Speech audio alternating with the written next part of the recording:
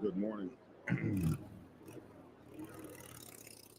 Man, I got a cold bad. Look at my eyes. I'm going to try to make it through this morning with y'all, but it is bad. We've seen a lot of clubs switching over to the 1% side. Let me pull up my script that the pastor wrote me. Today on Black Dragon Biker TV, we'll be tackling a question that's being asked more and more across the motorcycle set. Should a 99%er club make the switch to 1%er status? Lately, we've seen a growing number of clubs attempting to move from 99%er riding or social MCs into the 1%er world. And not everyone, frankly, is prepared for what that actually means. No, this isn't just about changing a patch. It's about changing your motorcycle club's entire reality. Today, we will have a esteemed and loved 1%er on, Big Bone 1%er, and we're going to be asking him some questions about what it is to be in the 1%er life. Because I know, I couldn't be on. You don't know anything about it. So we went and got some experts. And we have a couple of 1%ers that I called last minute that will be in the chat.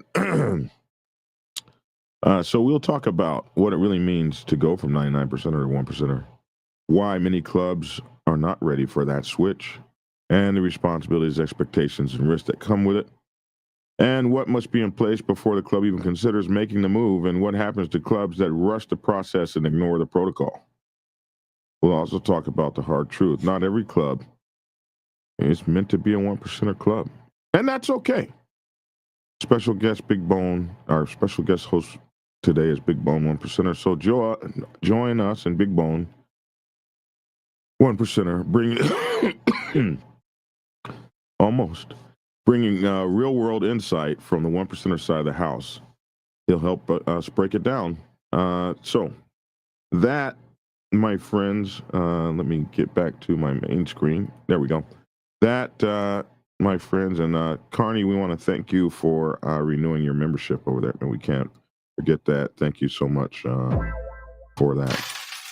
And all right, we will be back in a minute and 7 seconds after this brief introduction, and we will be hanging out together this morning. Hopefully we can get past my voice. We're just going to make the preacher do all the talking.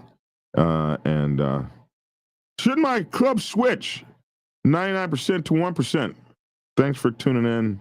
Back in 1 minute, 7 seconds. Black Dragon Biker News. He's on YouTube. Black Dragon Biker News. Get yourself educated by his books and you'll learn how to move. Black Dragon Biker News. He covers it all. So click on the screen, hit subscribe to get updated Biker News with MC Protocol. A lot of phonies popped up when this YouTube Biker News craze came about, but the man on this channel is the first to do it and the only one that never sold out. His name's Black Dragon. Started in the day of the intensity, revving Uncle Sam. They traded that uniform for the vest from the Mighty Black Sabbath. Not the band, I'm talking about the Mighty Black Sabbath. MC, we're paid his dues and he earned his stripes. From prospect all the way up to national peace. All the copycat creators and the content stealers and haters, there have been many, but there's only one larger than life. Black Biker with a cowboy hat that knows kung fu and says kick Kenny. Black Dragon Biker News. He's on YouTube. Black Dragon Biker News. Yourself educated by his books and you learn how to move. Black Dragon Biker News. He covers it all. So click on the screen, hit subscribe and get updated Biker News with MC Protocol.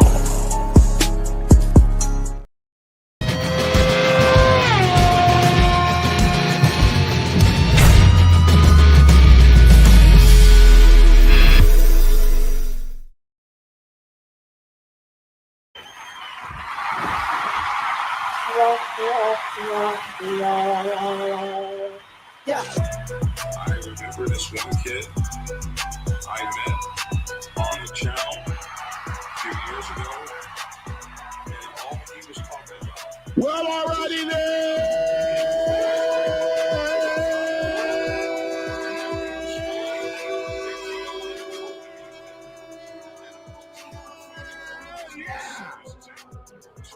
Alrighty then.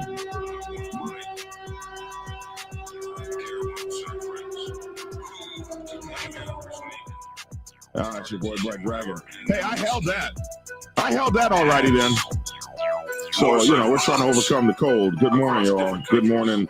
It's your boy Black Dragon. And allow me to introduce my co-host, as we are the only biker news and MC protocol channel in the entire world to have our very own Dr. Logic in the house. What's up, everyone? What's going on? And we would like to introduce our special co-host today, the incredible, magnificent, wonderful, and a good friend of mine, a brother from another mother, a brother from another club. And I tell you something, man, very proud of this man who received the 2025 National Coalition Motorcyclist Award, the Silver Spoke Award, that he shares that award with the likes of, oh my goodness, Charleston Heston and Jay Leno and Hollywood from Insane Throttle, Hollywood James, Hollywood Masakarai, and of course, your boy Black Dragon. And without any further ado, we want to introduce you to the incredible Big Bone 1%er. Yeah!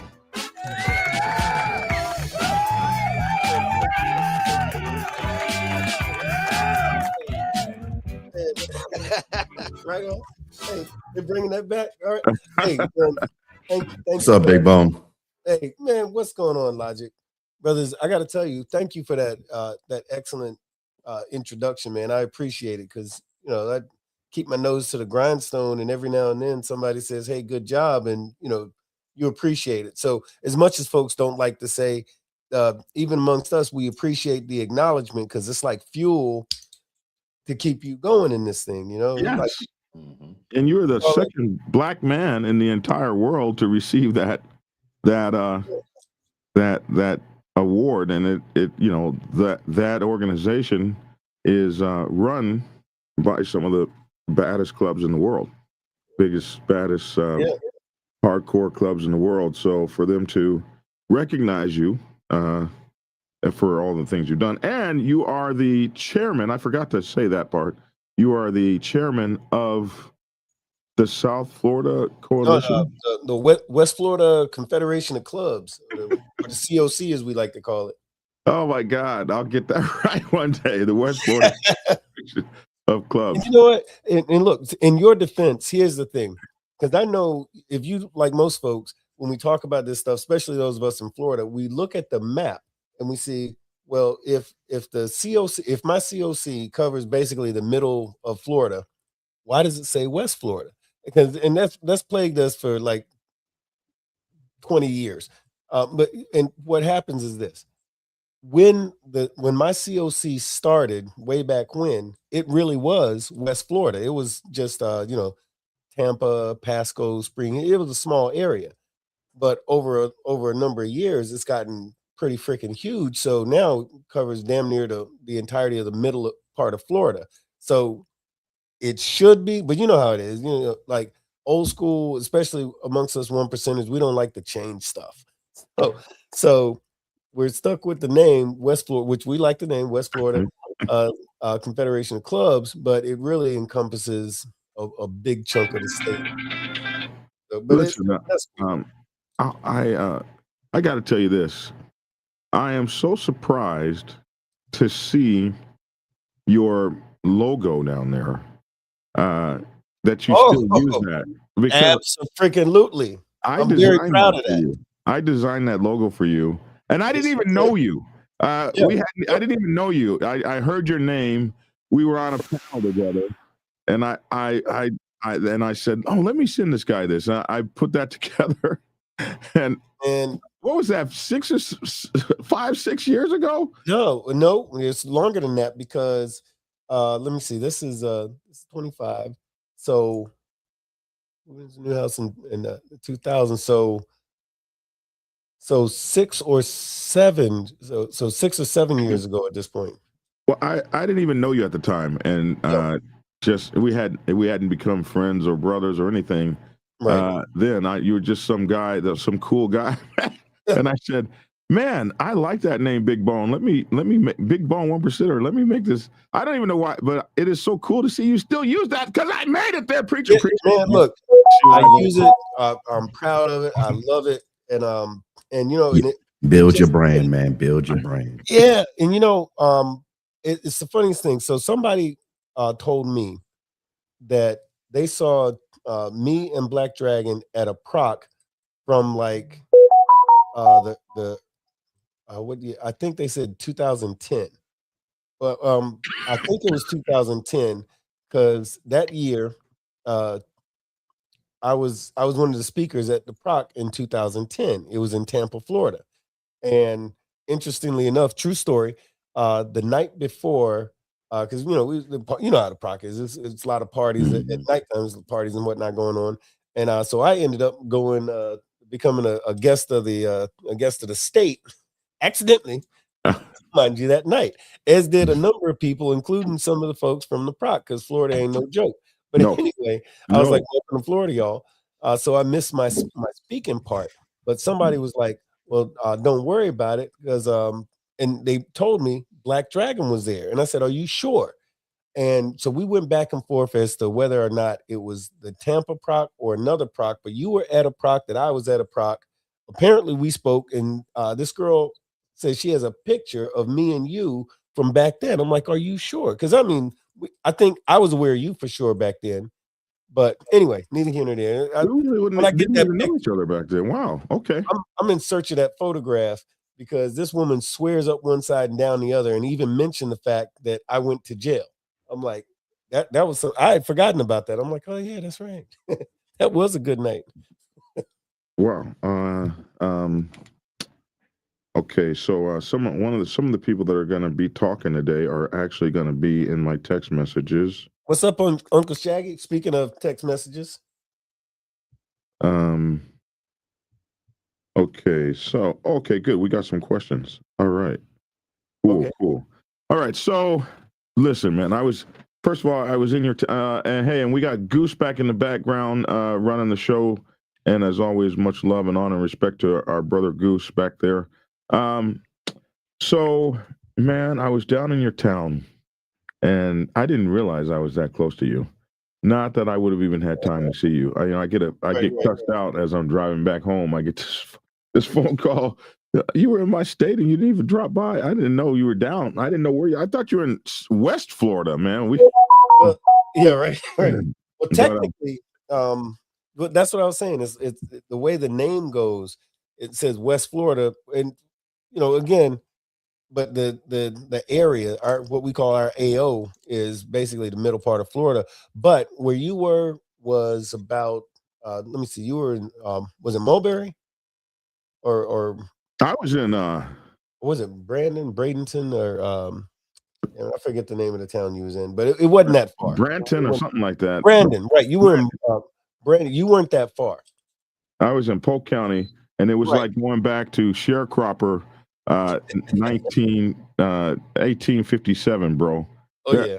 I was scared walking around down there, man. I was like, do not break any laws down here, Black Dragon. This is boy, you got rural on this one, my bro. Woo! Yeah, you went to Grady, what we call Grady Judd land. Man, hey, I could feel great. I could just feel Grady in the air, like mess up if you want to. Let me put it like this. Feel it. I could just be like, I could mess up if you want to. I'll put it like this. Most folks that live in Polk County, you could offer them $1 million cash to tell you who the mayor was, right? They ain't getting that money. You could ask anybody in the state of Florida who the sheriff is of Polk County, and everybody knows. Oh my goodness. Yeah. You know, it's funny you say that, Bone, because to this day now, I've been out of New York since '86, upstate, and I can tell you who our chief of police and our mayor was, because they was mob. Right. I can tell you. Yeah, that's it. So Now, I can't tell you who the mayor was after them or before them. Right. So we want to welcome our brother in, Commissioner Lavish. What's up with you, brother? What's happening? What's up, fellas? Super lavish. Got the Oh, super man. lavish shirt on. Oh man, Big Bone, what's happening? How you feeling, brother? Man, I'm feeling good, man. I'm gonna have to get you on the podcast, man, when I fire this thing back up, man. It's coming real soon, Yeah. too, man. Hey, lavish. We gotta talk, lavish. I'm I know kicking it, off man. the I new gotta- year. Man, listen, man, I'm all for it, man. I'm all for it, man. We got some big stuff coming. I know I want to take this podcast haven't up another you, notch, man. Ask me to be on your podcast. I mean, I had you on the podcast, and that's not a problem, but Big Bone, I ain't had him up on the podcast. Hey, Yeah. You know what I'm man. saying? I want to go to Florida. So I'm I letting can them meet Big know. Bone. Hey, man, listen. Hey, Big Bone, what Absolutely. part you in Florida? I'm in Pinellas County now. Is that This near is, Tampa anywhere? Yeah, right next door. Right next Okay. door. Basically, 'Cause it's the Tampa Bay area. So we got some stuff, man. I think my club and your club, if I'm not mistaken, I don't want to put it out there too soon, man. But I know I'm coming down there. I think it's in February. Y'all got something coming up in February? Man, it's Florida is one of them 24/7 biker states, so it's always something going on. Oh, okay. Yeah, I know I'm coming down there in February. Supposed to anyway. Man, well, look, if you get down here, I'm definitely gonna see you. I know now February. Well, no, January. The Proc is in January, Right. and there is something in February. But no, if you come down here, I'm definitely gonna link up with you. Oh, he'll Okay, come. cool. He'll Yeah, Big Bone, I yeah. tried to Down call in a you. heartbeat. I tried to call you yesterday. And Logic, I you guess- too, man, for sure. When you get down Oh, here, yeah. you know, when you get Oh, sick yeah. of the snow, I'm just saying. I'm in Texas now, I bro. got Oh, the snow. okay. Logic ain't got the snow. I got the No, we snow. don't got so, man. It's gonna be 80 Texas does degrees get for some snow Christmas now. here. Don't bro. get it twisted though. Texas does get some ugly snow. Some. Hey, Bone, just to let you know, I tried to call you yesterday. I had a number, but it said nah, this number it's not working anymore. Shoot, I'll shoot it to you. All right. I got the number that's on the yeah. business card. I got the number that's on the business. Okay. You Hey, got the listen, I be official. showing. Listen, I use that business card as a conversation piece when people stop by my. Right on. I Hey. be like, yeah, man, yeah, this is Big Bone. Yeah, you know I rock with them. They rock with me. You ain't got one of these cards, though, do you? Right. Yo, you know what? I do this. I don't have one. I want a card, Big Bone. Real? I designed the logo. I don't have a card. Yeah, it's literally on the card. Matter of fact, I want to say, hold on, wait a minute. I want to say it's on the card. So let's get back to the topic. It's funny because I was down in Polk County down there, and it's funny because Hardwire I said the same thing about going to Mike's. You know why? Because I'm in the South, but I live in Atlanta, and Atlanta is not the South. And when you leave Atlanta, They called it a dirty South, bro. that's the Well, dirty that's North South. Carolina. It ain't the That's South North- South. Oh no, You Pimp leave C Atlanta- Pimp C said the rapper Pimp C said Atlanta ain't the South. If it's the South, look Oh, at the really? time. He said, look at the time. Something about the time. It's not the South. So Atlanta's not the South. Atlanta is a Miami Beach in Atlanta or something like that. It ain't. But you drive out of Atlanta, you'd be like, oh yeah, okay, yeah, we're in the South. You can hear them whistling Dixie and shit down there. So I was down there. I had to go to this trial, and then we just covered a trial a couple days ago about all those guys that were in your club that had some trouble. And I got to speak with one of your brothers in a Bone in a long conversation, and a couple of things I found out about the Savannah chapter of both of those clubs that were down there that got into that little fray that cost some of those Black guys Dragon. what 20 to 25 years Yeah. in prison. That's my car. Yep. Turn it You around. ain't- The You ain't front. got that car. Don't show the number. Don't show the number though. Don't show the number. Don't show the number. Yeah, not, Wait a minute. Oh, wait, Sean. Hold Okay. on a second. Wow. Hold on a second. Yeah. Wow. Yeah, I don't have to have the number. I don't have to have the card. I got the number right here at my phone. right.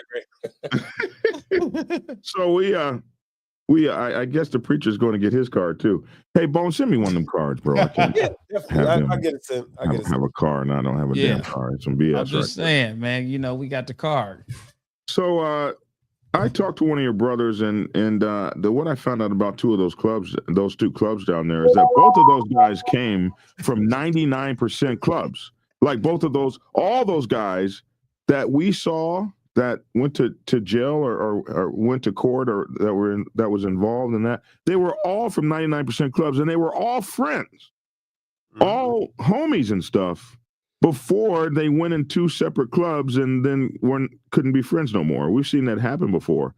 But this guy that I talked to told me, he said, because I was talking about maybe going that route with my club restart, and the guy was like, no, I don't think you should do it. So I want to talk to you today and some of the guys that we have in the chat. And if any of you 1%ers are in the chat and you want to speak up, I want to talk to you about, should clubs switch? What should you be thinking about when you're trying to switch, and how good is it? And one of our esteemed 1%ers in the chat sent me some questions. He sent them to YouTube Bone. So the first question that we're going to say is, what is or how does changing benefit your motorcycle club to change from 1%, from 99% to 1%? So that's the first question.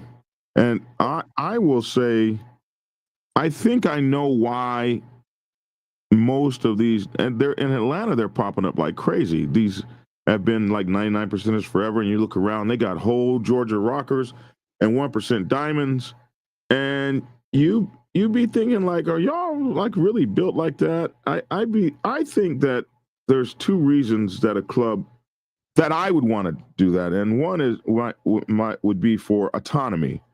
I'm tired of getting blessings. I'm tired of being pushed around, and that 1% Diamond may set you out as, hey, I'm at the top of the food chain, so nobody's going to push me around. I don't have to get a blessing to go places. And also, it shows people that they shouldn't pick on you or mess with you, or so like maybe people might use it as like a badge of like a lot of people stand behind. They don't have what it takes to be it, but most folks ain't going to ask you. They're not going to test you. When they see that, they're instantly terrified. So that might be a couple of the reasons that people want to do that. What do you think about that? This is one of those I'm chomping at the bit, because I've got a whole bunch of thoughts going on at the same time. But what's that thing? Everything that looked like sugar ain't sweet, and grass is always greener. There's all that glitters isn't gold. Yeah, and the biggest one that's most applicable to this conversation is heavy lies the head that wears the crown. And I know it's Shakespearean, and I know I'm saying it wrong, but y'all get the point. Heavy is the head that wears the crown. Yes, right. Heavy is the head that wears the crown. So here's the thing. But where we are now, 2025, every other so-and-so, either because they saw a movie or because they saw something on the set, or people have these ideas, the ideology, opinions about what it is to be in a dominant club, or specifically what it means to be a 1%er. The majority of the time, what the person thinks and what it really is two different things, as in they are wrong. And what we see culturally and geographically is, like you said, you got these clubs that's just popping up. They might have been around for some of these clubs been around for a while, and decide, hey, we're gonna go ahead and make that transition. In California, not beating up on, fuck it, I'll beat up on California. So California, I was there. What was it? Year and a half ago. Went up to Murder Mountain too. That was crazy. But in California, man, I saw more diamonds than a son of a gun. Like, they're passing them out like cookies. The culture in California is the true dominant will decide another club is worthy of such, and basically they're serving as their proxy, sort of like a support club. And as a result of such, boom, you get a diamond. So, and here's the thing, I want to be clear, I'm not against a club who's worthy putting on that diamond. And you notice I use the word worthy because here's the thing. Hey, if you put on that diamond, and I'm just going to cut straight to the chase on it. If you put on that diamond, you need to be able to enforce it. You need to have that discussion amongst whomever is going to be wearing it, and whomever's having that conversation, whoever the chairman of the board is or whatever, they need to communicate accurately and effectively what it actually means. That means the good and the bad.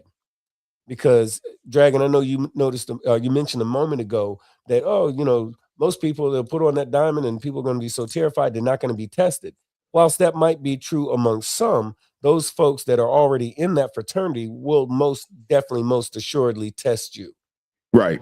And I can tell you, I could show you in my closet where I acquired over my MC career some accoutrement. I'm trying to clean this up so I don't go to but I have I was gifted. Oh, there you go. I was gifted.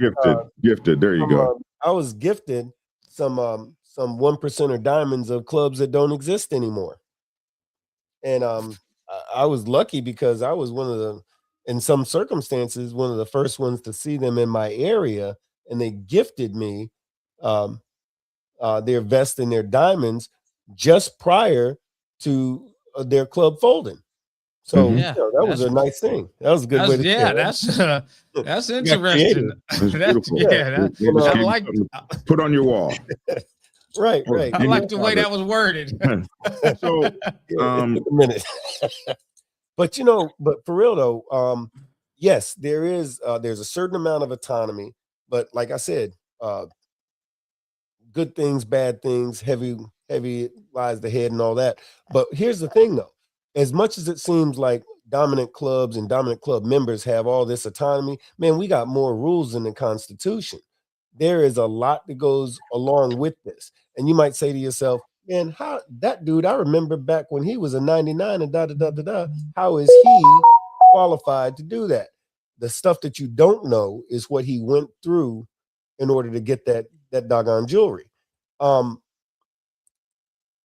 There are some clubs who probably should have put on a diamond. This is a very unpopular thing I'm about to say. There's some clubs who, and certain club members who should have put on a diamond a long time ago. But for a variety of reasons, they decided not to. Maybe it's the area that they're in. Maybe they don't want to radically change the makeup and the focus of their club the way, they like it the way that it is. That's fine. But there's clubs that are worthy of such that for one reason or another have elected not to. Maybe they don't want the headaches that will come along with it. When I came up, it was a racial thing. When I came up, it was very simple. We don't need that white boy shit. That's what they would say. The black clubs, especially on the West Coast, that were big, hard clubs that deserve diamonds, they did not need or want the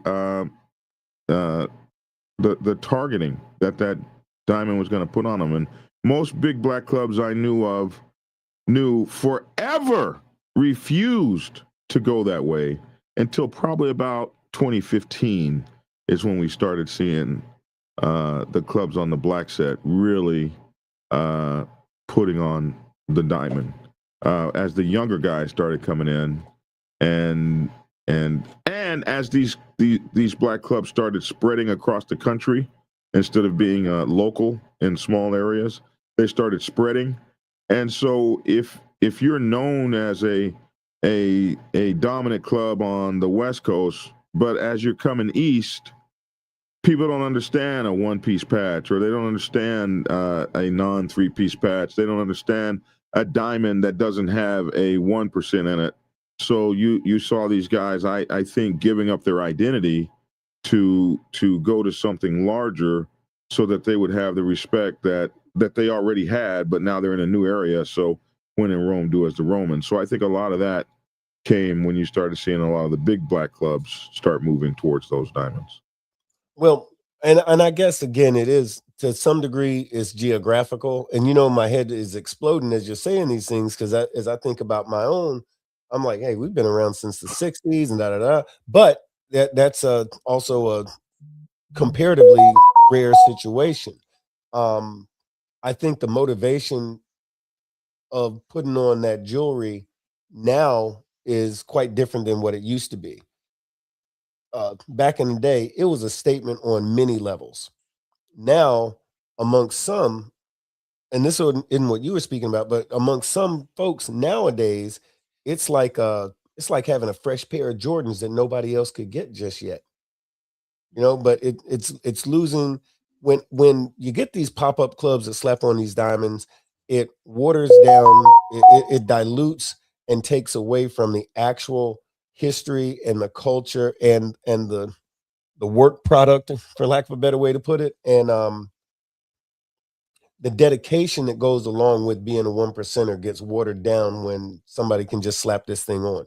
Yeah, it just takes the value, it takes the value and the pride away from it. Yeah, Right. yeah, and I'll say it like this: in my area, we're very concerned with property values. So I heard about your area, man. I'm like, holy moly. We take the steps necessary to maintain the value of the not just the real estate, but the commodity, the jewelry. And I'm talking all kinds of ass backwards and everything, but just in plain speaking, it's like this. Don't come to my state slapping on a diamond. You've been here 15 minutes. Or like I saw in California, what used to just bother the devil out of me. Some club that's been around one chapter, 8 members, and y'all folks put on a diamond. You bet not let me see that in Florida. You better not. Okay, now It'll be different. Going back to our one percenter that sent us this checklist, one of the things he has as a big question, and I think this is so important, and when you're thinking about whether or not you want to take your club to a diamond, this question, he says, does your club have any active duty military in it? If your club has active duty military, I know you don't want to do that diamond. Well, no, I wouldn't say any, but it is definitely a challenge, not for your club, but for that individual. So that individual has to make the decision as to what if any sanctions or actions he wants to expose himself to, because there's things in the UCMJ that say that, and depending on who's interpreting the UCMJ, there's things that say you can't be in this club, or your participation with this club is tantamount to some crime, just membership. And again, that's open to the interpretation of some person making a decision about that. And I've seen it where I've seen brothers have to, and different clubs have to lay down their rags because, hey, I got 5 years till retirement, and I can't have this kind of problem. I've seen guys say, hey, let me go ahead and do these last 6 months. I was going to re-enlist, but now I love my club. I ain't going nowhere. Is there an official military policy that prevents service members from joining a 1% motorcycle club? Again, it's based on interpretation, but Article 13 of the, I want to say it's Article 13 of the UCMJ, which is, we used to call it the catch-all clause, which means that's like conduct unbecoming, or wasn't that 134? 134. There's 134 is, I think, more specific, but there's a few different clauses that suggest, like, for example, you can't be a member of the KKK, or ironically enough, in the military you can't be in the KKK, but in the police department you can. That's funny. But certain police departments, not yours. You good, man. but no, for real though, it depends on who's there are articles that suggest that you cannot be affiliated or associated with certain type of organizations. Like, you can't be a gang member and join any branch of the military. If you have gang tattoos, for example, you can't join the military. You can get a waiver for some stuff, but some stuff is a hard no. So what if you join the Crips or the Bloods 2 years into your service? Well, now that's grounds for getting a dishonorable discharge. So I just asked Grok the question. Grok is the new AI Grok Model 4 that's being used by X.com. I asked it, is there a military policy that prevents service members from joining 1% or motorcycle clubs? It says yes. There is a U.S. military policy that effectively, so not really, but effectively prohibits active duty members from joining or actively participating in 1% outlaw motorcycle clubs like the Hells Angels, Pagans, Outlaws, Bandidos, or Mongols. These clubs are often classified by law enforcement and ATF, FBI as outlaw motorcycle gangs involved in criminal enterprises, which triggers the DoD prohibitions on gang and extremist activities. So there's not necessarily something that prevents you from being in a motorcycle club, but an outlaw motorcycle club that has been determined to be an outlaw motorcycle gang. It looks like there's a DoD 1325.06, and it's what you were just saying: handling dissident, protest, extremist, and criminal gang activities among members of the armed forces. So that was the KKK and Black Panthers, I guess, or any damn body else that they don't like. Criminal or gangs, organization, advocating. That's what I mean by. That's what I mean by it's open to interpretation.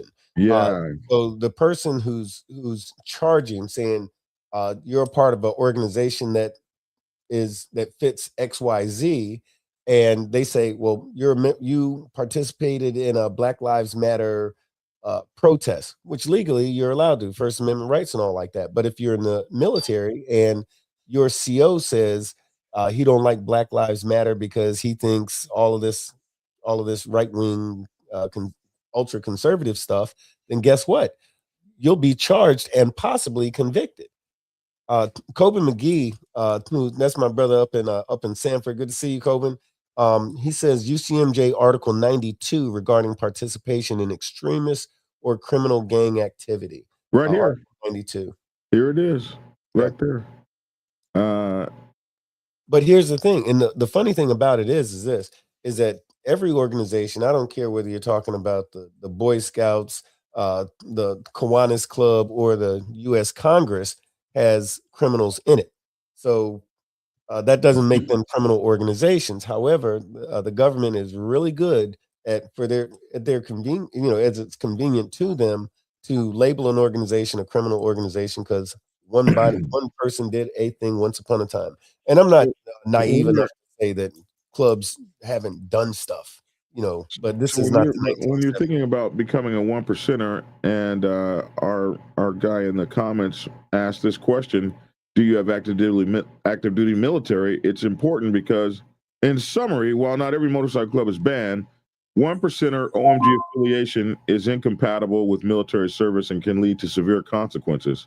Like you said, depending on the interpretation, service members are advised to avoid them entirely. So I think that's a good question that you should ask yourself if you're thinking about going that way: is how many military guys do we have in the club, and are we putting their careers on the line by letting them join, or are we going to change to a 1% motorcycle club? The third question he asks is, does your club allow law enforcement or former law enforcement? So Big Bone, explain that. How does that work in the 1%er world?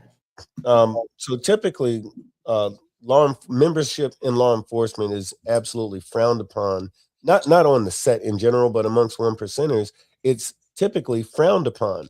Now, the funny thing is, over the past 10 years, there's certain clubs who shall remain nameless have pretty much embraced the idea of having law enforcement prior or active in their clubs. Now, all of those clubs, and unfortunately, there's not very many of them at all, but those clubs are, in some places, they're definitely suspect, but they're also alienated in a lot of ways. In some places, I'll say this certain state up north incorporated law enforcement members into a 1%er motorcycle club, and they did it in such a fashion where folks didn't know. People just assume everything, that they assume that their standards didn't change.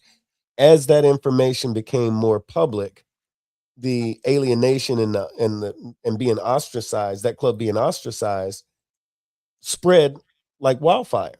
And that same exact, I'm thinking one club in particular, that same exact club would then in turn deny the fact that this was true, even though it was. I mean, with social media now, there's photographs of the officer in uniform and that same officer wearing that club's rags. I'm not suggesting that law enforcement cannot join a motorcycle club, but a one percenter lifestyle is something different. Again, the history, the traditions. I was told many years ago by a one percenter that sort of was my mentor, one of my mentors, I should say. He said, the police have a job to do. You have a job to do. Their job is to lock you up. Your job is to keep your black ass out of jail, because life behind bars means something different to both of y'all. I'm like, okay, I get that. And so it's frowned upon. Um, but I think if you have law enforcement in your one percenter motorcycle club, then you need to reevaluate your whole entire club. I don't care whether that club's been around for 5 minutes or 50 years. This is not a space for law enforcement for a variety of reasons. Not suggesting that one percenter motorcycle clubs by default are doing crime. I'm saying that the lifestyle of a one percenter is incompatible with a person whose actual career is to be up in folks' business and to arrest people. So if you have powers of arrest, because like you don't have to be an officer on the beat per se, but if you have powers of arrest and like for example, a bondsman can arrest somebody who he has on bond that he needs to put back in jail. That's more of a rearrest sort of a situation. That's not the same thing. A correctional officer, amongst some, will say, hey, well, he's a jailer. He ain't going out around arresting people. And that's true, but he can be deputized and he can, under certain circumstances, make an arrest, even amongst someone who's already in jail. Or if that deputy who works in the jail is needed on the street, guess what he's doing? He's an officer of the GD law. So he can effect an arrest. He's a cop. He shouldn't be in a one percenter club.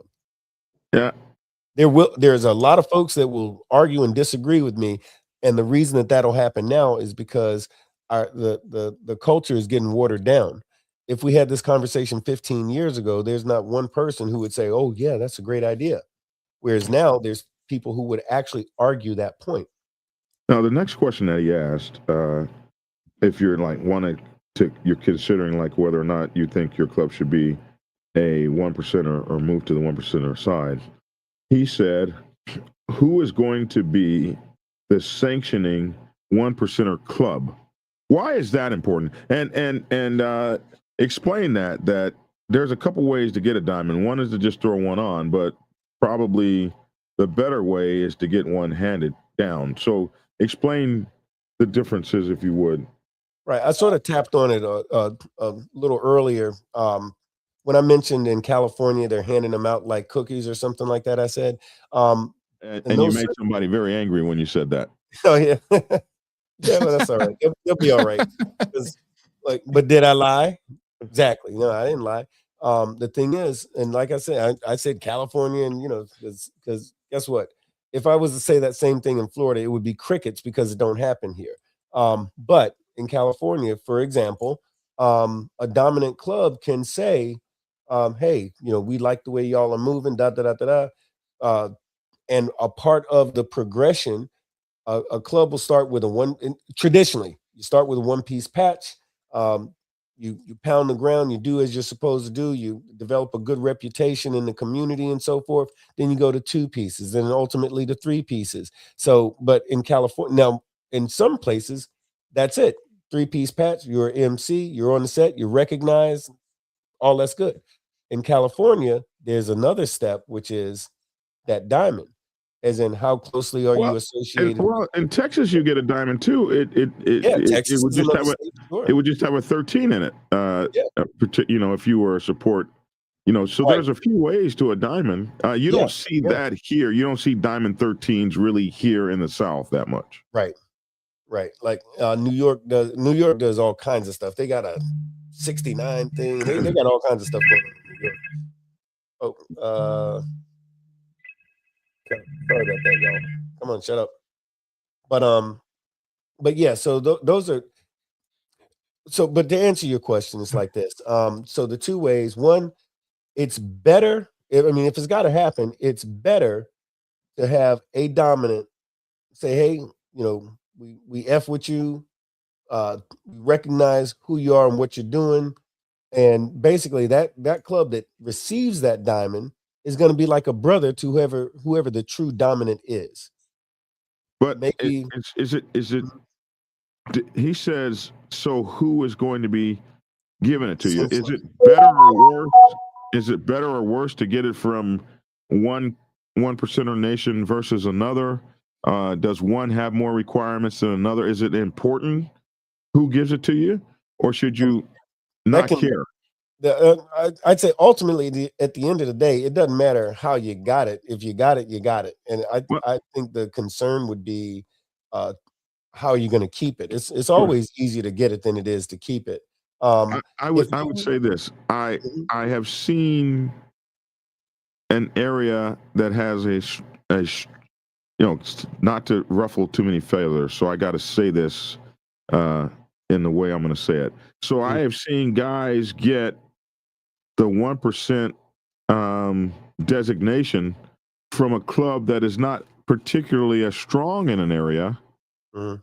and so now they got it, but they're almost like hiding with it, like Yeah. they'll only wear it when they're with that club or something, and you don't really see them out strong because they didn't get it handed to them by the stronger group of all the ones that are in. And I think sometimes less strong one percenters will start handing those things out to build up their their extended family.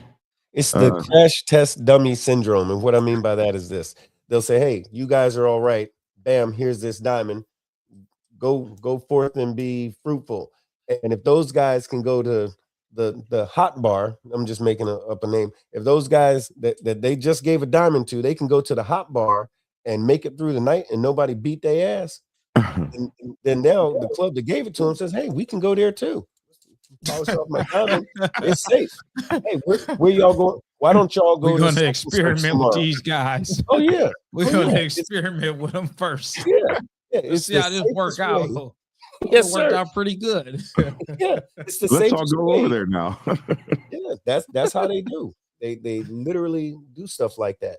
Now, the thing that we didn't delve into too tough was that club that says, "Hey, we are there. We should have been did this." Blah blah blah. They sit down, take a vote, and say, "Hey, we're putting this diamond on," and that's that. The question should always be, how are you going to keep it? Because you should expect that you're not going to be allowed to keep it. Now, if you think you got what it takes to keep it, hey, maybe you was right. Somebody's going to be right one way or the other, either the one that put it on or the one that took it off. But somebody's going to be right in that situation. um, but the folks that are going to be testing you are going to be those of your own ilk, those that are you're not going to really necessarily be tested by 99s, but the guys that are already in that would wearing that jewelry would be the ones that So you would think. I know of a support club that shut down one of them pop-up diamond clubs, shut them down and collected all of the trophies to prove it. Shut them down, and it was a support club that did it. Because guys forget that they put on these vests and these diamonds, and they think that the diamond makes them 10 foot tall, Yeah. bulletproof Right. with a 12 inch. Nah, they breathe oxygen just like everybody else does. They bleed like everybody else does, and they can get their ass beat just like everybody else does. So you that know support club, did they respect level go through the roof?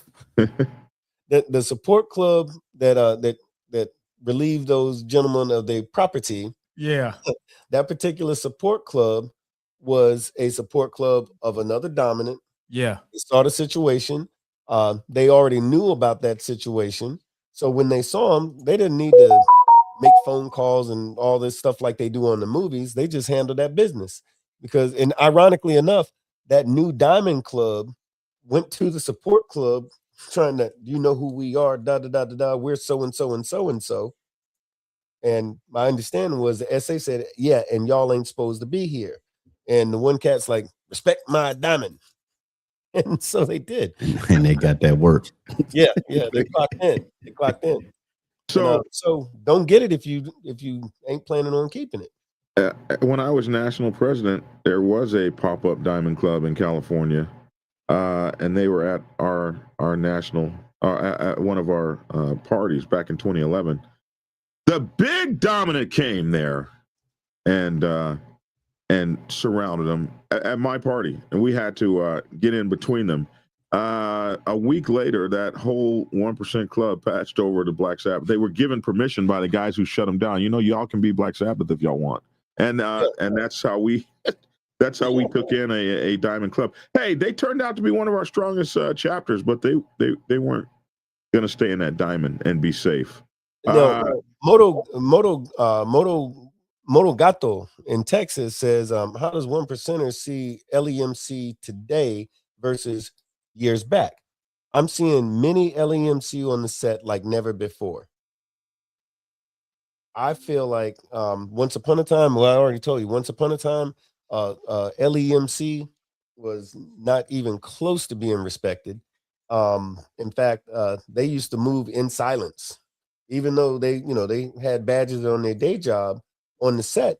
And even to this day, in I'll say like in Florida, those clubs, you see them at very, very public event like Daytona, or which is not necessarily safe per se, but you'll see them at Daytona or at Harley Davidson. Harley Davidson is like Switzerland.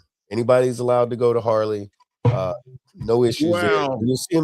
Well, you would think so, but I've seen plenty of folks get handled Harley. But see, that's another thing that's changed. The tradition once upon a time was everybody's on a motorcycle. They need to, at some point or another, you're going to go to Harley. And Harley Davidson, knowing that, they do some of the biggest, don't matter what state you're in, Harley Davidson at some point is going to have a party.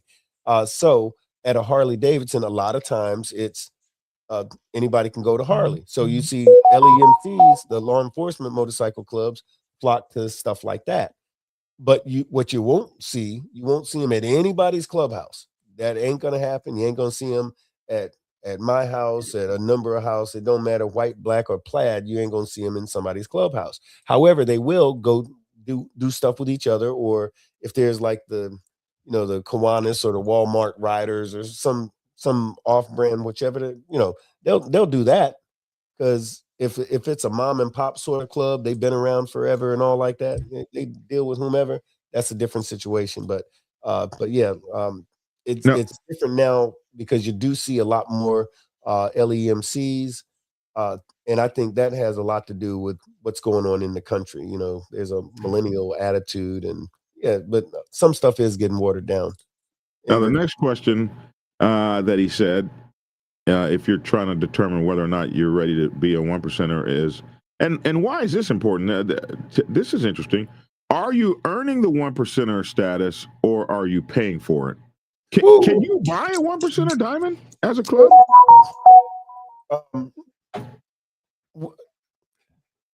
Basically, yeah. But what that means is this: in those areas where, where, like I said, they're handing them out like cookies. You got guys who's on the D so hard that they're kicking up to the dominant, and they're kicking up to the dominant, and the dominant, let's say they got a new addition to build on the clubhouse, and they need some dough. Who knows? That club who is thirsty for that diamond, them getting that diamond might mean that they're getting it and keeping it on the installment plan. Oh my God! But it's also not a respected situation, because what 1%er worth his salt is paying anybody for anything. It's hard to get 1%ers to pay at the damn door to come to the pot. But my sister Foxy keeps them in line. She has relationship with everybody. Like, don't come here with that stuff. Yeah. Foxy, she knows what's up. The funny thing about the 1%ers and paying at the door, man, and I don't know if it's relationship building or not, man. You got some, man, that will, and you got some that complain, man. And everybody in different financial, positions, man. I had, my event, man, and all of the outlaws that came, they paid, no problem. They came, they wanted to have a good time. They don't be on no bull crap. They Right. they be welcoming to pay. Man, how much is it? Okay. But Yep. they can go to a motorcycle club and the club have an anniversary party or a special party. They like, look, everybody got to pay. Oh man, what we got to pay for? We don't charge y'all to come in our club. We don't do this. And it'd be, man, it'd be a whole big old thing. And you know, here's the thing. Here I go again with tradition and stuff getting watered down. The way it's supposed to be. And Dragon, tell me, and I know from your standpoint, you can speak to this. What is supposed to happen, the way it always was like this. The dominant, if somebody's doing their anniversary or something like that, of course, I can say dominant's supposed to slide through. And here's what's supposed to happen. You don't hold them at the door. You don't hold them at the door. They hand you a white envelope and move on. That's how it's supposed to happen. Right. That's the respect. And here's the thing. A lot of times the way it happens, because like here in Florida, when or the way it used to be for sure in a lot of places, when they give you that envelope is worth more than what you was going to charge them to come in the first place. They showing you some love, they blessing you, like, hey, we recognize you, we see you, happy anniversary, bam, here's a bunch of money, and you and your bros are going to come in. They already got a spot. You got a spot set up for them. You got security set up for them. You got a girl that's going to take care of them. They don't even have to go to the bar. They don't have to separate. They don't have to move. Everything is being handled. This is the respect. This is how it's handled from old school. That's the way it always. And here's the other thing. The craziest thing is like this. You're going to go through, hit that club with a whole bunch of money in an envelope, and you're going to be gone in 45 minutes to an hour because you ain't staying there all night. You got 1% of shit to do. So you're going to, boom, hey, good to see you, dap it up. Here's that. And when you leave, that club's going to be like, damn, the big bros, oh, shoot. They're looking in the envelope. Oh, damn, big bros just broke us off. They showed us some love. We like those guys. We freaking love those guys. Can't wait till next year to get a bunch more or a whole bunch of money, you know? But now, because certain 1%ers don't understand how this thing's supposed to go. They just assume in their head we're supposed to go here. And of course, there's clubs that are, hey, come on in. You know, we're not charging you, but it really is. And this is the part that folks miss. It's a reciprocal sort of a thing. There's a reason as to why 1%ers used to go to a place and folks are very welcoming to them. You know, and then also it's a respect thing. Somebody comes to see Lavish. Lavish has a good reputation throughout North America. You know, so when folks come to see Lavish, they're gonna come correct. Because who wants to be on the wrong side of a conversation about something that went wrong with Lavish? Because you're gonna look like a fool because this man's got his rep is solid, right? So you want to be a part of that solidness, not the guy who came and now you got to be the ass that came and don't know protocol and whatnot, you know.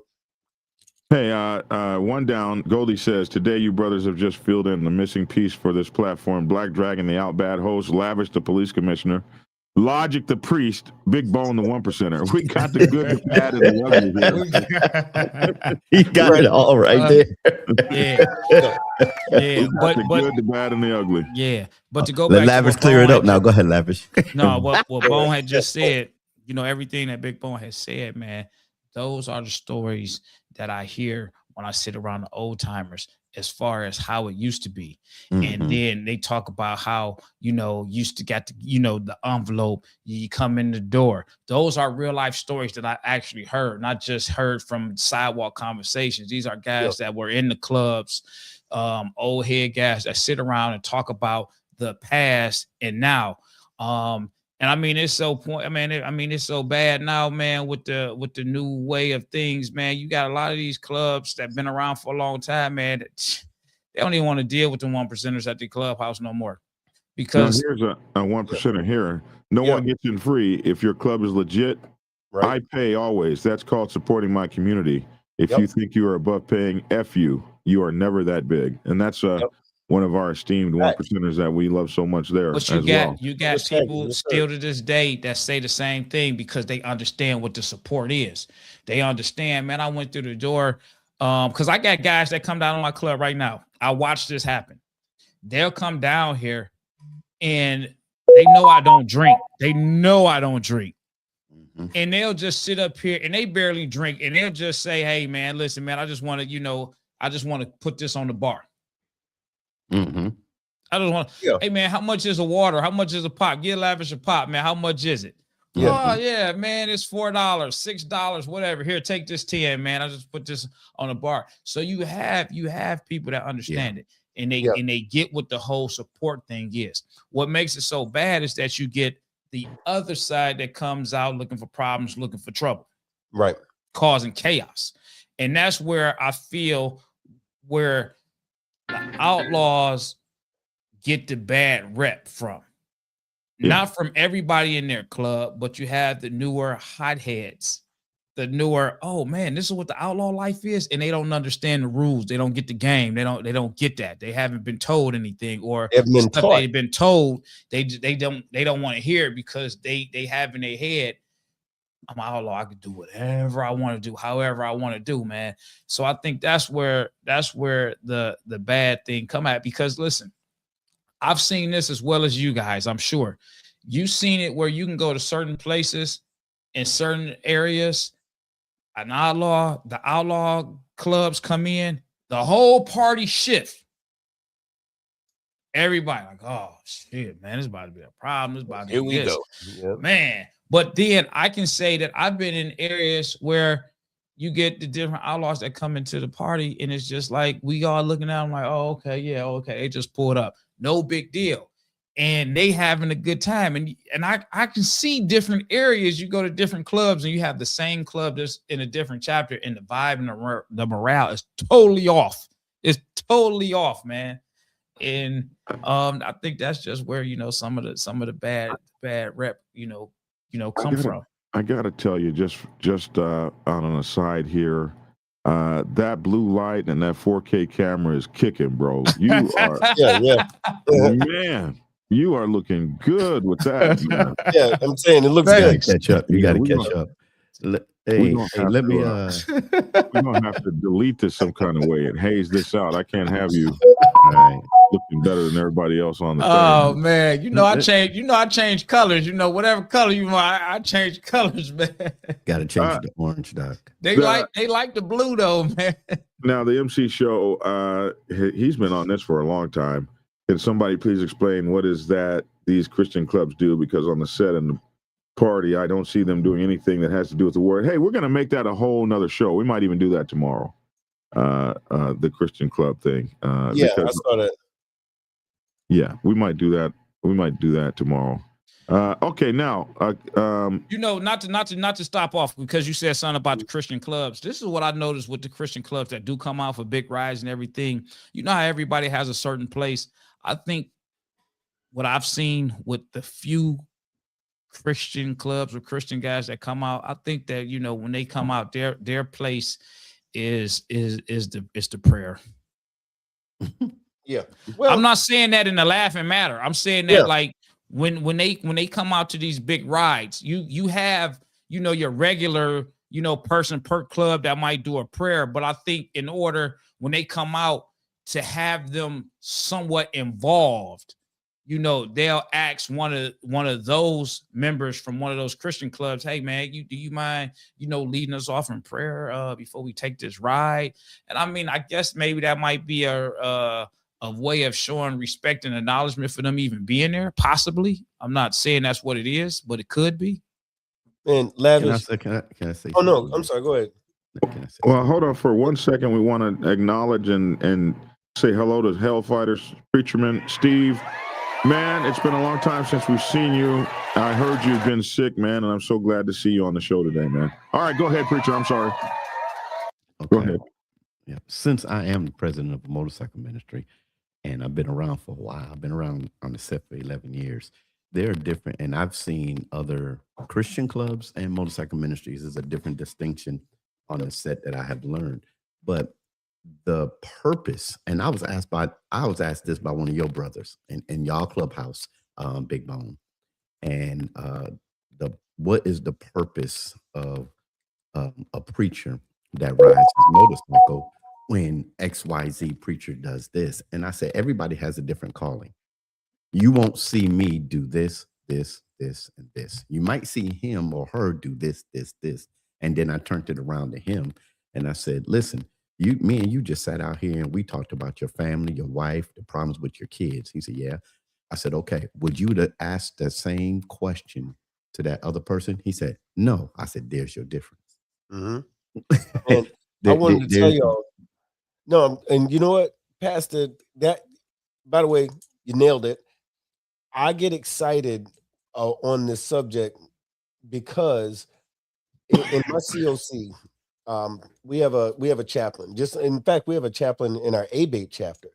And yes, he does, like when we start our meetings, it is we start with the Pledge of Allegiance. The very next thing we do is I call the chaplain. He does a prayer, and a lot of folks say, "Oh, that's all he does," or he might do a bike blessing somewhere once a year, and that's the exact opposite. Like here, motorcycle ministry and Christian clubs alike. If you're gonna be on the set, you're going to fulfill your calling.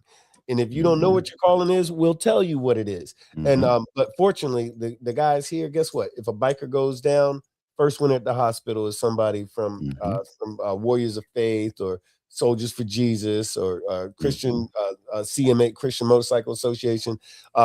When we do our toy run, which we're in that season now, when we do the toy drives and the toy runs, or if somebody's sick, or if somebody needs some help, or we need to raise some money for some charitable effort.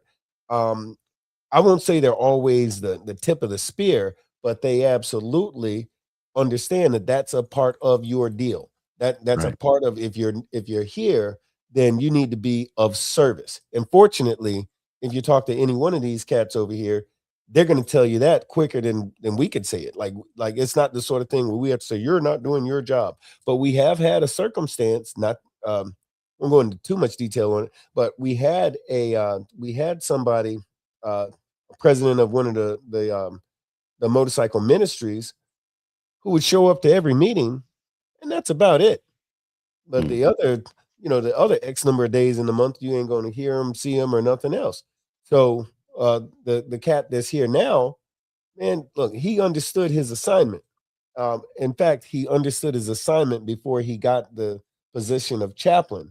He's been doing it, not just for the clubs and the outcasts and outlaws and so forth, all the other clubs in the COC. He's been doing this, and our chaplain is a pastor of an actual church. Rides a motorcycle. It wouldn't blink. I mean, wouldn't even raise an eyebrow to see him in every 1%ers clubhouse on a Friday night, because his congregation outside of his church is the set. That's his congregation.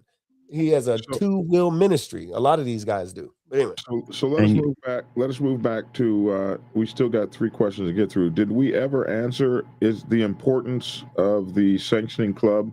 Did we ever answer that, or did we do that well? I don't think we did it well. So is it important who's going to be sanctioning you? Yes. Okay. And why? It is. Because either you're going to be sanctioned, or you're going to do everything completely independent. Like you're going to just put it on and say that's that. And even in that circumstance, when you declare yourself a 1%er club, there is still protocol that happens. You at that point should announce to the other dominants that you're here, where you're going to be moving and grooving, and so on and so forth. That conversation or that declaration is either going to be one of cooperation or of confrontation, but it will be one of them, one or the other. But if you're sanctioned by whomever, then you'd assume if this club, and this is depending on where you are and so forth, here, if a club put a diamond on another club, there's going to be pushback. But now the question is, well, if their big brothers gave them that diamond, do we respect this? Because I ain't trying to have no diamonds up in my face, but these guys are cool. We deal with them, but they're handing out diamonds. It gets real funky, man. It can get real funky because everything changes. And this is why I would suggest the clubs to seriously consider putting that diamond on, because there's a lot of stuff that goes along with it, and a lot of it is not written down in black and white anywhere. All right, the next question. So we do know that you.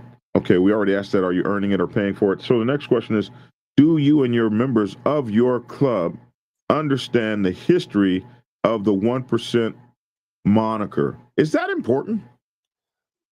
Knowing your history is extremely important. I find it. It pisses me off when I run into somebody who's on the set, you know, claiming that they're a certain something or other, and they don't even know what that is. My first year in my club, you know what I said?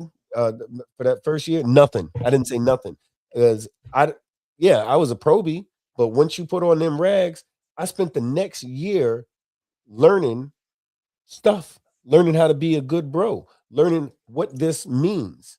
And I thought I knew everything, man. And, I've been on the set forever. I thought I knew some of everything, but I knew just enough to know how stupid a statement like that or a thought like that could be. So for the first year, I said very little. And y'all know I'm a talker.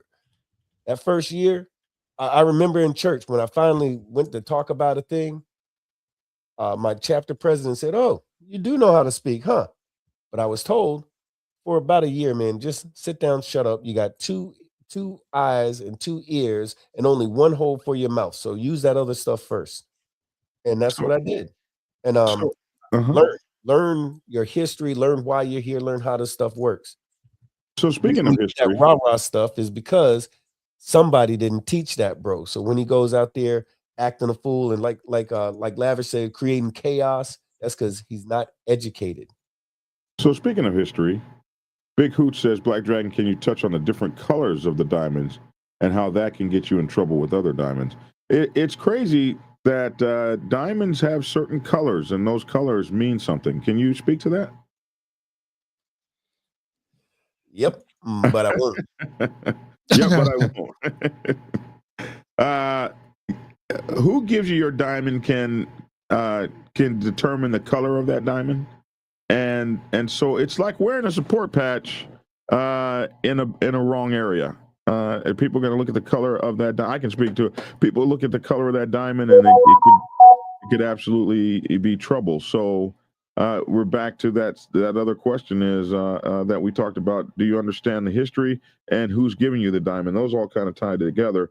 And last one, does your club understand the responsibility and burden that OMCs with that patch have and what that status actually means? Especially, I'm going to add, especially to law enforcement and stuff like that. What are the negative things about having a 1% diamond on your chest, sir? You become responsible for every stupid ass thing that somebody else with that wears the same stuff that you do. You become uh, blamed for or and or associated with every stupid action that anybody else does. Um, like in boot camp, if one of your guys in your squad messed up, the whole squad or the whole platoon is getting punished for it. Think of that on a national level. You get painted with a brush that you didn't necessarily earn. And typically that's a very negative thing. When my brothers saved a woman and a child from a burning car, they didn't say, wow, 1%ers are out there saving babies. They didn't say that. But if a brother runs a red light, then we become the whole nation is a bunch of red light runners. Yeah. And I'm watering down the statement for a few reasons, of course, but the thing is that you get a target put on your back from law enforcement, and it can even expand into things like where you want to live. And in Florida, we're dealing with some laws. I won't go into it, but we're dealing with that HB 429. And if HB 429 passes, you can't live where you want to live no more because you on that list. You one of them.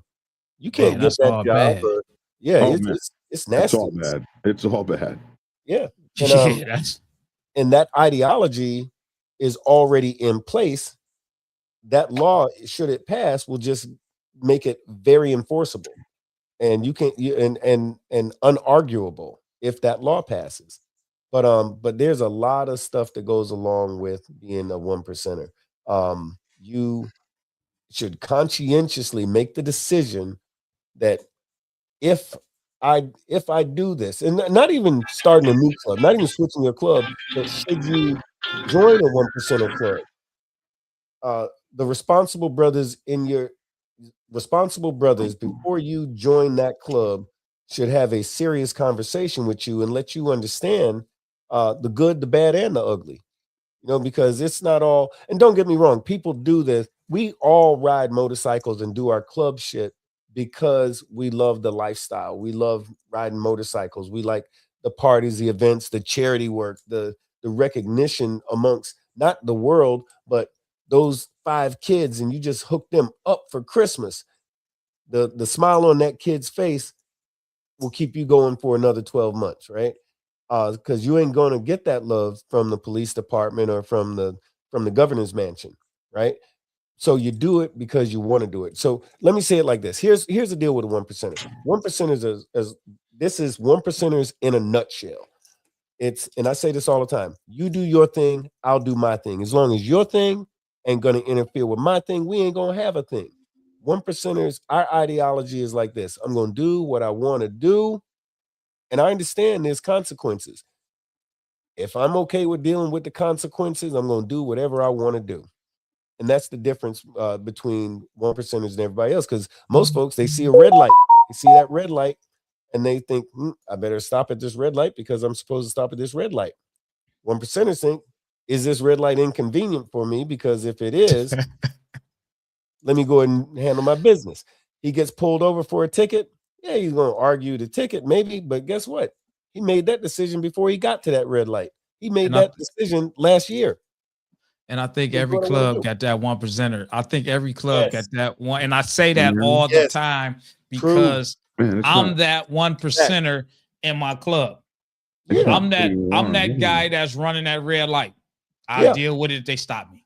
Yeah. I'm the guy that don't want to follow the rules. I'm the guy that's, does everything.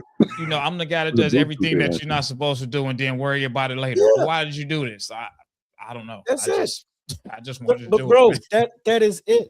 I say that all the time. I say all the time. People argue, want to argue this point. I say most clubs have a one percenter in that club. He's not wearing a diamond. He's not in a one percenter club. But that dude, so one percenters are not born, or excuse me, one percenters are not made, they're born.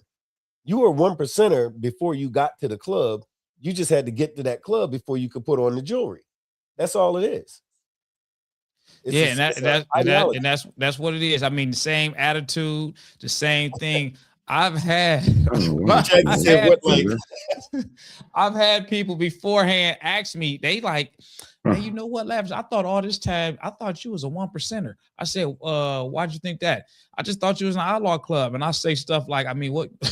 I ain't never said too much about anything. No, just the way you carry yourself. I mean, you're always in all black. The stuff that you say, the way that you walk, the clubs that you do hang out at. And I'm like, oh, okay, no, man, I'm boogie down, man. Right. But look, like, and you said it best. We said it best. Every club has a one percenter in it. Like, no, I won't say every club, but a lot of clubs do. Yeah. Where do you think we come from? Most one percenters nowadays, the club they're in is not their first club. Nowadays, a lot of one percenters came from somewhere else. Right. And there's a reason. Just the fact that he thought he could be a one percenter, that's half that one percenter ideology anyway. I can do what I want to do. If I want to go to that club, I'll go to that club. But I guarantee you, 80% of the club that he's in wouldn't even dream of such a thing. While you thinking I can do whatever I want. And that's some of that one percenter shit. What's up, Fox? Yeah, I see Foxy. What's happening, Foxy? Yeah, he was talking about you earlier, Foxy. Yeah. You joined us late.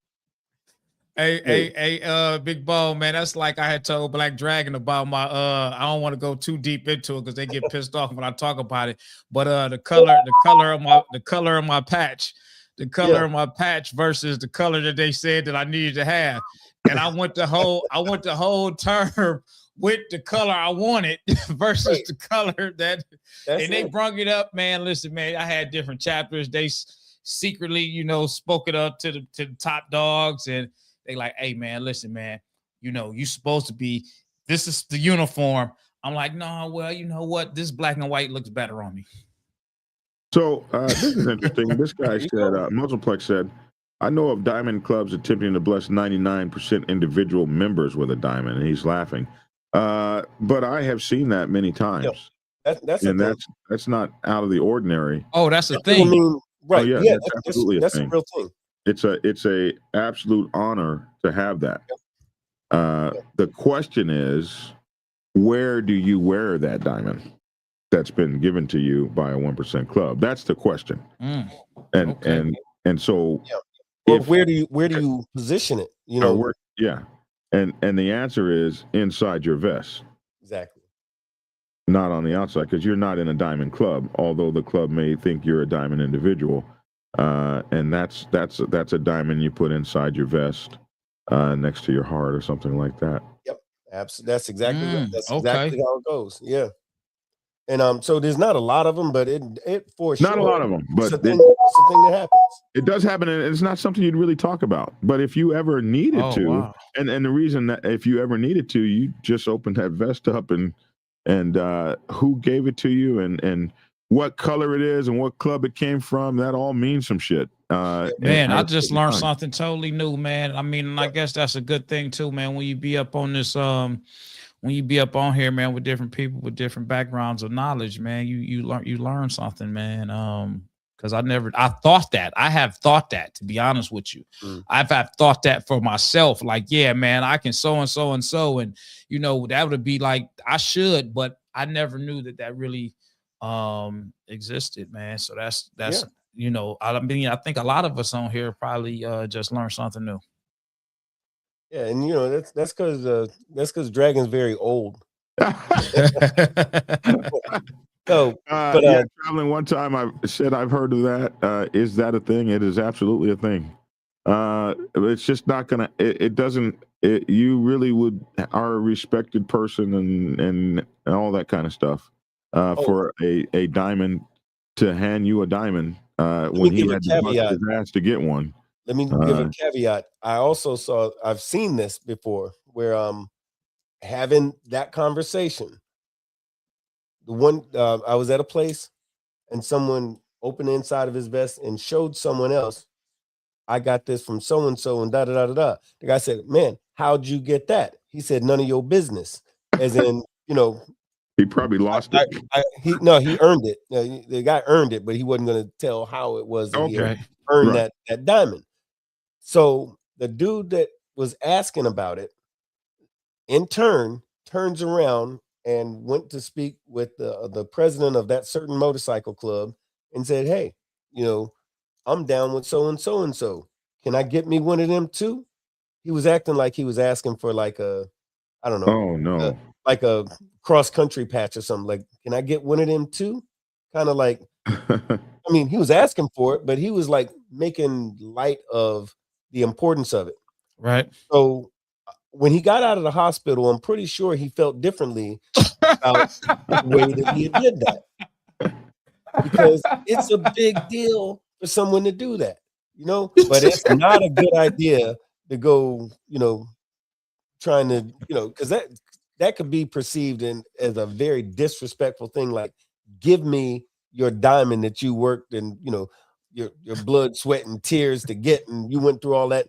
Yo, just give me one so I can put it right. No, that didn't work out. So don't ask for one. But if you're solid and you find yourself, you might have one given to you after you put in some solid work. You may have one given to you. Now, man, I'm still laughing about when he got out the hospital. Our here says you never wear it, not even in your vest. You put it in a lockbox. I've had several given to me, but before he became a 1%er, and that was the rule told to him. So there are different, if different rules, different sets do it different ways. But he definitely had some given to him before he became a 1%er himself. Right on. If you are individually given a diamond, would it be the club that gave it to you, or colorblind your club's colors? I'm not sure if I understand that. If you are individually given a diamond, would it be the club that gave it to you? Colorblind your club's colors. So if you are individually given a diamond, you'll never wear that thing on the outside of your cut, Right. and because your club is not a diamond club. So Right. and the person that gives it to you will give you the rules by which you can have it. And Right. it's not something you're supposed to be flashing around. Okay, so he asked it better here. If you're individually given a diamond, would it be the club's color or your club's color? I would Hey, imagine y'all, it'd be I the got. club. Hey, y'all, I got. Color. Y'all keep going. I gotta go. I gotta get Okay. off. Yeah, me All too. right, I was y'all. about to say, man, it's an Okay. hour and 25. I got to get Oh out of yeah, here hour myself. 25. We all need to go. Yeah. Yeah, no, I like this conversation, man. We got to do it again. I know Yeah. I got to get out of here. I got some stuff to do myself and everything like that, man. But I just definitely learned something different, learned something new about that, right there. So Here's another guy. Bishop says, if it is given, it should not be worn, even on the inside of your vest. So there are definitely people that see it different ways, and yeah. See, So that's what I mean about the tradition and the protocol. It varies depending on sometimes geographical, and sometimes based on who gave it to you. Like the tradition in one club might be different in another club. Like there's certain things that's different on the black set and the white set. You know, Shaggy can tell you, like on the white side, there's no such thing as social clubs. Right. And he has a wonderful story about the first time he experienced, Well, the saw a pagans have social one. club. The pagans have one now. Yeah. They have one. Yeah, I actually met them. So that's but the only white there's a club reason. I've ever There's a seen. reason for that, because the Club. pagans aren't the same club now that they were once upon a time. Right. You know, they got folks with tans up in there now. I've heard. yeah, I've heard too. I heard too. I actually met one, and yeah, I met one, and that's where the social club came from. He bought the social clubs with him. he brought the social club with him. He did. So that's down here in Atlanta. That happened here in Atlanta. Yeah, I don't know if it's still I don't know if he's still in or not, but it did happen. So it shocked the shit out of me.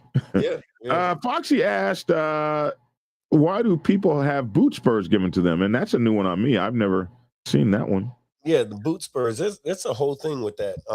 My brother was trying to explain that to me, and that's one of those few things that always throws me off, because I've heard like 10 different versions of why it is, and it's not even 2 boot spurs; it's 1 boot spur.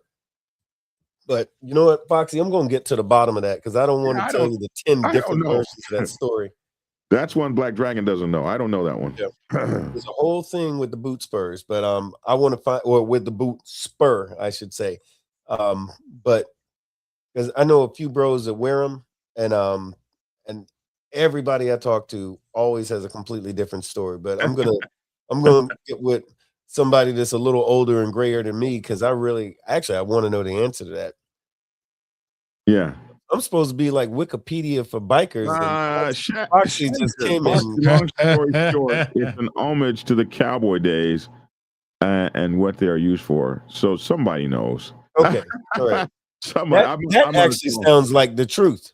You know, that sounds more like the truth, because I don't even want to. That's what I was saying. I don't even want to even repeat some of the stuff that I heard, because I'm like, I don't know about that one. You know. And he said, this guy says, I had a bro given a hammer pin from a dominant club. I've never seen a hammer pin. And, I have. In fact, a certain club down here, when they were trying to get set up in the state of Florida, we're told you have to remove those hammer pins, because we don't do that here. There's a specific club that gives those hammer pins. I can imagine probably which one it is. Yeah, of course. So that's I've not ever seen a hammer pin. I get amazed. I sit up here and speak. I know all this knowledge, and every day, man, there's something new. Every day I learn something new. That comes on here. So, okay, we're gonna get out of here. Prophet did a YouTube video about it. Maybe Well, in the that case, I'm going to call skirt. Prophet. I'm just going to Uh, call him and ask him. yeah. The Yeah. heel for the heel toe shifter is a spur. All right, fellas, I got to get up out of here, man. I want to catch up with y'all, man. It's been a pleasure, Big Bone. Black Hey, love Dragon, you, I'm man. out of here. All right, brother. Take care. Yes, Hey, sir. Bone, I really appreciate you coming on today, especially with such short notice, man. And you just really made the show today, as always, brother. I love you and appreciate you, man. And you definitely will be getting an invitation to the wedding. So, All right, right on. I'll be there. I'll be wearing my spur. make sure to. We had the MC show was trying to come on and ask a question, but I couldn't get my stuff to work. I got to reboot it. So we'll get you tomorrow with that question, my brother. We didn't forget you. And the final thing we'll go out with. Foxy says definitely no such thing as a social club wearing a dominant club support patch on the white set. Hell no. Yeah. Well, there's really no social clubs on the white On set. the white set. Yeah. So that's not even an issue that they would have to deal with. Yeah. Boot spurs on a motorcycle club MC sets are decorative. Oh, I don't think so. No, Motorado. there's something else going on there. Yeah. But he looked that up somewhere. He's Yeah, that was Chat GPT. By the way, I've discovered Chat GPT is so incredibly wrong about biker related topics. It is incredible how wrong they are. But it's important that you correct it. You have to correct it. When you read chat, it will allow you to correct it. And if you correct chat, like the other day, they said Chosen Few was an all black club. And I corrected it and it went out and found the sources and then it readjusted. So you have to understand that Chat GPT and these other voice models are being trained, and they're being trained by people that are prejudiced against the biker club community. Yeah. So that actually makes sense. Yeah, it's being trained to be prejudicial towards bikers and anything else, any marginalized group. So if you're part of a marginalized group and you're asking ChatGPT or Grok or any of those a question that are barred, any of those that you know is wrong, you can correct it on the spot. It'll go out and find, especially if you give it sources, it'll go validate, and then now it'll be right for everybody else. So that's something to think about. Hey, brother, thank you so much. Oh, hey, can I take 10 seconds to brand some stuff right quick? Oh, absolutely. If you get a chance, go to, and this is super important if you like the lifestyle that we're living and you're on the set, especially if you're on the set, go to change.org and sign the petition to fight HB 429. That's this bill that they're trying to make a law in Florida, basically eroding all rights of bikers. They're trying to be able to label anyone they want as a gang member. And I'm not oversimplifying it when I say that. Change.org and just put in the search fight HB 429. That's Hotel Bravo 429er. So help us with that. Sign that petition. Because we got some heavy lifting to do. This isn't just about a petition. We're going to go to Tallahassee. We're going to sit down again with senators, congressmen, lobbyists, and lawyers so that we can change a law that's going to help everybody, not just in Florida, ultimately in the United States. Check out WFLCOC.org. That's for West Florida Confederation of Clubs.org. We'll have information on there. Change.org. If you're in an area, join your local COC, join your ABATE chapter in your area. If you don't know how, hit me up. I'll tell you how. I'll help you out. Get in this fight with us. But that's all I got. And thank you for the time to say that, brother. All right. Take care, my brother. Respect and love you, honor and respect. And I appreciate you, man. Oh, and check us out on Sunday on the Big Boneyard on Sunday. Check it out. It's on YouTube, the Big Boneyard Biker Podcast. Maybe I'll get invited to that show sometime. Yes, sir. Soon. Sunday. Be inviting me to stuff. I don't know. All right, man. I appreciate you. All right, take care. Later, man. Hey, man. It's your boy Black Dragon. Thank you guys for being on this long show. I hope you learned some things here. Basically, if you want to go that 1% route, what I've heard, and the reason I wanted to do that show is because we had all those guys that really got a bunch of jail time, and maybe not so much that they had to do jail time, but they definitely have been put on paper for decades. And they were all 99 percenters, and they all went into the 1% world. And one of the biggest things I heard is it's not what you think. It's something you got to be ready for. It's something you need to be prepared for. And we were given this list of things to look for and ask questions about, and make some of the right decisions. But the biggest thing to remember is, man, have some common sense about what you do, whatever you do, my man. I was so blessed to have Big Bone on, as well as my co-hosts, Lavish and Logic. These guys are just really great people, and we appreciate how they're holding it down for the Biker Club community. Goldie said, hey, we had all the elements today. We had the out bad host, we had the police commissioner, we had the priest, and we had the bad boy, the 1%er. So we had a great show today. Hey, thank you to my 1%ers out in the chat, especially those that sent me these. I know I can't really mention your name, and that's why I haven't, but thank you guys so much for helping our show today and all of those things. Biker News Canada, it's good to see you, man. And everyone, take care. Have a great day. That's my 2 cents. Love to hear your 2 cents in the comment section below. Thanks for tuning in, y'all. And let me get the right buttons to get the hell out of here. Thanks for tuning in, and get skinny. Prepare yourself to take the helm as president of your mighty motorcycle club by delving into the pages of Black Dragon's newest book, The President's Bible, Chronicle 1, Principles of Motorcycle Club Leadership. There you will learn to advance your skills in applying the 14 scientific principles of leadership similar to those taught to officers in the United States Naval Service. Available in hardcover, paperback, and ebook. Get yours today on Amazon, Kindle, or order it at your local bookstore. Order your autographed copy from blackdragonsgear.com. Be the best motorcycle club president you can be. Get the book.